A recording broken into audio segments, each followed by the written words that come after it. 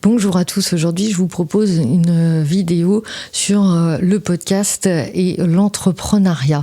Et pourquoi particulièrement ceux qui n'ont pas encore, les entrepreneurs qui n'ont pas encore créé leur podcast vidéo aujourd'hui peuvent potentiellement le regretter. Alors imaginez que vous publiez un contenu aujourd'hui, vous avez passé pas mal de temps à le préparer, à le formuler, à l'écrire, à le mettre en forme. Vous appuyez sur publier et 18 heures plus tard, il a disparu. Pas supprimé, il est juste devenu invisible, enseveli sous des dizaines d'autres contenus, ignoré finalement par l'algorithme et oublié de tout. C'est exactement ce qui arrive à chaque post Instagram que vous faites chaque jour. Et pour tout le monde d'ailleurs. Alors oui, les réseaux sociaux sont utiles, mais si vous construisez toute votre visibilité là-dessus, vous l'entendez bien, sur des sables mouvants. Dans cette vidéo, je vais vous expliquer pourquoi le podcast vidéo est en train de devenir le format de communication le plus stratégique pour un entrepreneur en 2026. Pas parce que c'est la mode, parce que les données le montrent. Je suis journaliste et j'ai épluché les études pour vous et je vous propose qu'on regarde ça ensemble.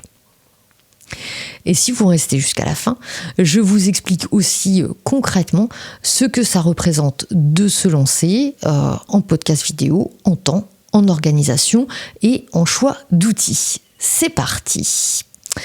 Je voudrais vous parler d'abord d'une étude publiée début 2026 par le chercheur américain Scott Grafus. Elle a analysé plus de 5,5 millions de publications et elle pose une question simple. Combien de temps vit réellement un contenu sur Internet ? Les résultats sont frappants. Un post LinkedIn vit 23 heures. On n'atteint pas la journée. Un post Instagram, c'est moins, 18 heures. Un podcast, lui, il va rester visible en moyenne 7 jours. On atteint quand même presque 7 fois le post LinkedIn. Et une vidéo YouTube, c'est encore un level au-dessus, c'est 10 jours. Donc pour rendre ça concret, imaginez 2 entrepreneurs maintenant. Le premier publie un post LinkedIn tous les jours. Le deuxième publie un épisode de podcast vidéo par semaine. À la fin de la semaine, le post LinkedIn de lundi est mort déjà depuis 6 jours. Le podcast, lui, est encore en train de travailler pour l'entrepreneur. Et c'est ça la différence entre un contenu jetable et un contenu durable. Et ce n'est pas tout. La durée d'attention moyenne sur les réseaux sociaux est courte, vous le savez, mais est-ce que vous savez quelle est sa durée ? Eh bien, c'est de 8 secondes 25. 8 secondes. C'est le temps que vous avez pour convaincre quelqu'un que votre contenu vaut la peine d'être regardé.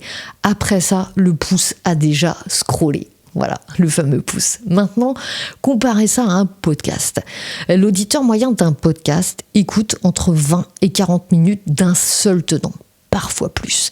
C'est comme comparer un coup d'œil dans une vitrine et une conversation autour d'un café.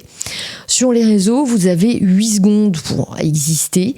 Dans un podcast, vous avez 30 minutes pour convaincre. C'est quand même pas la même chose. Je ne dis pas que les réseaux sociaux ne servent à rien, attention, ils servent à attirer. Ils n'ont pas la même fonction que le podcast.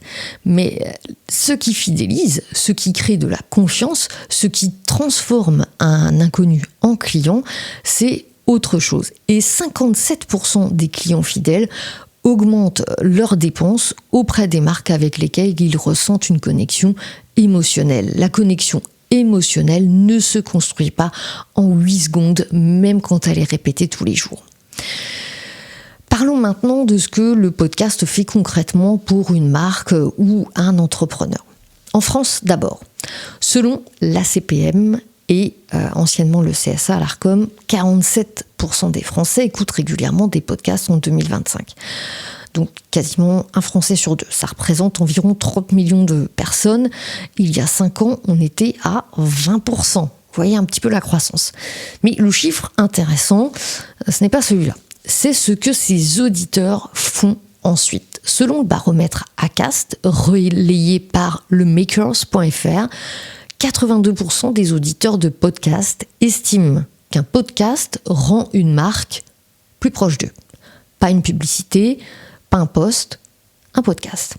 Et selon l'étude CSA Havas de 2024, 70% des auditeurs hebdomadaires ont déjà été incités à acheter un produit ou un service après l'avoir entendu dans un podcast. Réfléchissez à ce que ça veut dire. Vous n'avez pas fait de pub, vous n'avez pas payé pour être mis en avant, vous avez juste parlé et 7 auditeurs sur 10 ont envisagé concrètement d'acheter ce dont vous parliez. Pourquoi ça fonctionne aussi bien ? Je pense que la réponse est simple. Le format audio ou vidéo long crée quelque chose que les autres formats ne peuvent pas créer. Il crée de la familiarité. Quand quelqu'un vous écoute pendant 30 minutes dans ses écouteurs, pendant qu'il fait la vaisselle, ou qu'il court, ou qu'il est dans les transports, il vous connaît, il reconnaît votre façon de parler, il a confiance. Et la confiance, en 2026, c'est la ressource la plus rare dans la communication. Les réseaux sociaux ont saturé. Les publicités sont ignorées.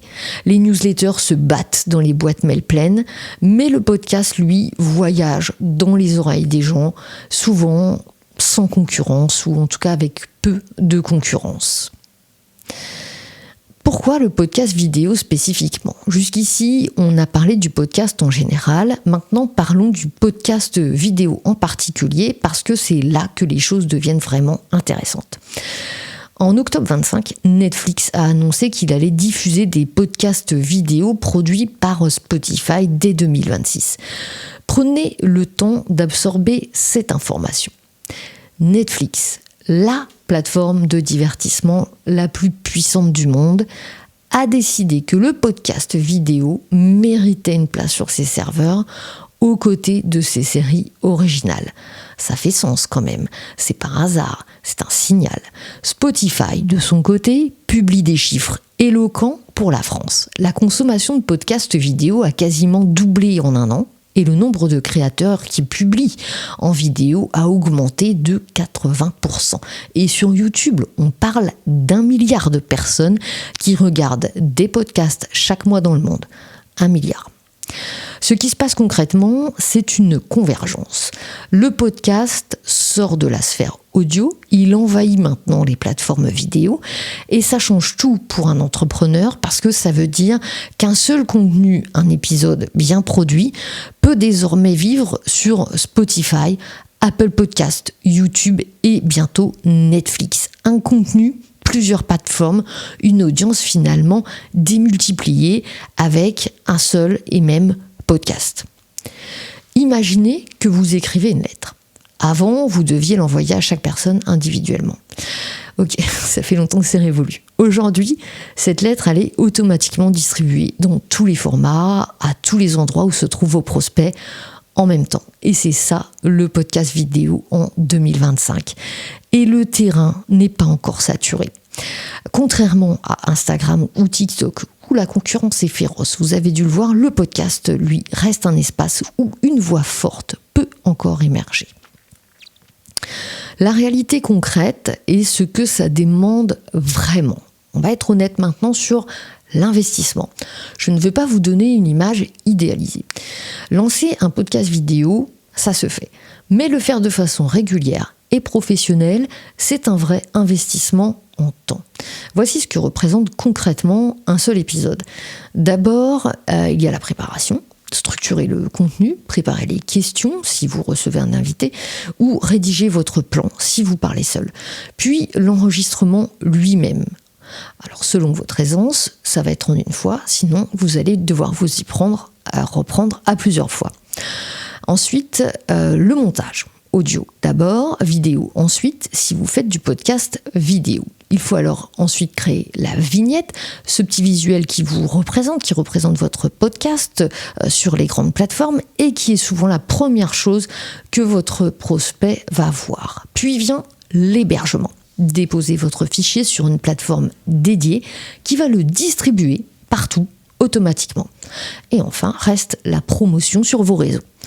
Les professionnels du secteur s'accordent là-dessus. comptez 1 à 2 jours de travail complet par épisode quand vous débutez. Et même avec de l'expérience, selon la durée du podcast, comptez au minimum une demi-journée. Certains entrepreneurs choisissent de tout faire eux-mêmes. Ils apprennent, ils s'outillent, ils gèrent. C'est une option valable, surtout si la production de contenu est dans leur ADN. D'autres préfèrent déléguer tout ou partie de ce travail pour se concentrer sur ce qu'ils font de mieux, leur métier, leurs clients, leur expertise. Et là, ils font appel à quelqu'un qui maîtrise la chaîne technique et éditoriale. Les deux modèles existent, les deux ont du sens. La vraie question que doit se poser un entrepreneur, c'est est-ce que mon temps est mieux utilisé à apprendre le montage vidéo ou à développer mon activité ? Il n'y a pas de mauvaise réponse, juste une réponse honnête. Voilà, à cette question que vous devez vous poser. Alors, qu'est-ce qu'on retient de tout ça ? Un post sur les réseaux vit 18 heures, je le rappelle. Un podcast vit 7 jours, une vidéo YouTube 10 jours. L'attention moyenne sur les réseaux sociaux, 8 secondes. Un auditeur de podcast vous suit pendant 30 minutes. 47% des Français écoutent des podcasts régulièrement et 70% d'entre eux ont déjà été incités à acheter après en avoir écouté un. Netflix va diffuser des podcasts vidéo, YouTube en héberge déjà pour 1 milliard de personnes par mois. Ce n'est pas une tendance, c'est un changement de fond dans la façon dont les entrepreneurs communiquent et dont les gens consomment du contenu de marque. Est-ce que ça veut dire que tout le monde doit lancer un podcast demain matin ? Non. Ça veut dire que ceux qui ont une activité qui fonctionne, une expertise réelle et une envie de construire une présence qui dure ont de bonnes raisons aujourd'hui de regarder sérieusement ce format. Si vous voulez en savoir plus sur ce que ça représente concrètement, le format, les outils, l'organisation, les options pour se faire accompagner, vous trouverez toutes les informations en description. Et si cette vidéo vous a apporté quelque chose, eh bien n'hésitez pas à la partager avec un entrepreneur de votre entourage qui se pose ces questions-là. Je vous dis à bientôt pour un nouveau contenu.